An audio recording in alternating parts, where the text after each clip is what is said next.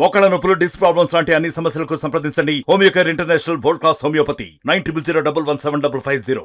తాడ్కో double బెడ్రూమ్లో 70 సంవత్సరాల ఉప్పరి సాయవాన్ని హత్య మరియు దొంగతనం చేసిన కేసు బాన్స్వాడ పోలీసు ఛేదించడం జరిగింది. ఈ ఉప్పరి సాయవ కాల్ డాటా మనం తీయడం జరిగింది. దీంట్లో లాస్ట్ కాల్ ఎవరిని చెక్ చేయగా మనకు అదే బిల్డింగ్లో కింది పోర్షన్లో ఉండే తొడిమెల సాయిబాబా లాస్ట్ కాల్ ఉండడం జరిగింది.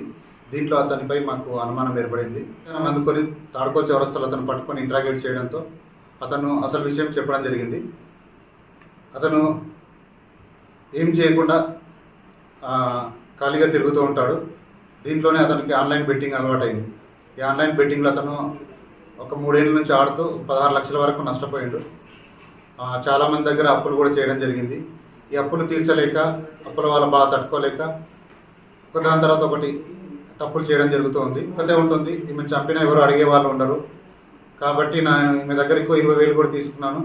ఆమె చంపితే ఆ 20,000 కట్టిన అవసరం లేదు, ఆమె దగ్గర ఉన్న బంగారు నగలు కూడా తీసుకొని నేను నాకు అప్పులు కొంత తీర్చుకోవచ్చు అనే ఉద్దేశంతోన అతను ప్రీ ప్లాన్గా ఉండి ఆమె ఇంట్లోకి వెళ్ళి పడుకున్న తర్వాత ఒక లేట్ నైట్ వరకు కూడా అతను ఇంటి ముందే తిరగడం జరిగింది.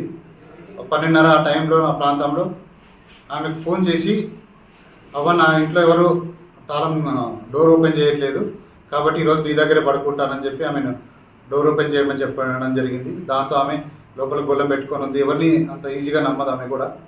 కానీ ఆమె ఫోన్ చేసేసరికి తెలిసిన వ్యక్తే కదా అని చెప్పి డోర్ ఓపెన్ చేయడం జరిగింది.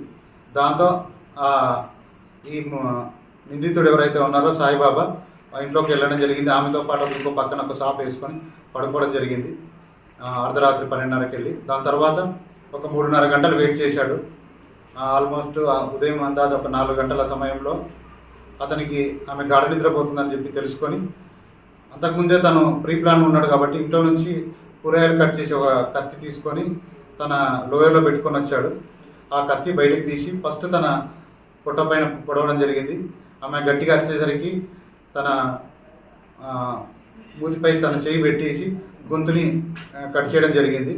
దాంతో ఆమె చనిపోయిందని పూర్తిగా నిర్ధారించుకున్న తర్వాత ఆమె ఒంటిపై ఉన్న చెవులకు ఉన్న నాగులని, తర్వాత మెడలో ఉన్న గుండ్ల తాడుని, తర్వాత చేతికున్న రెట్ట కడియాల్ని, వెండి కడియాల్ని ఇవి దొంగతనం చేసుకొని 2 తులాల బంగారము మరియు 15 తులాల వెండి ఉండడం జరిగింది.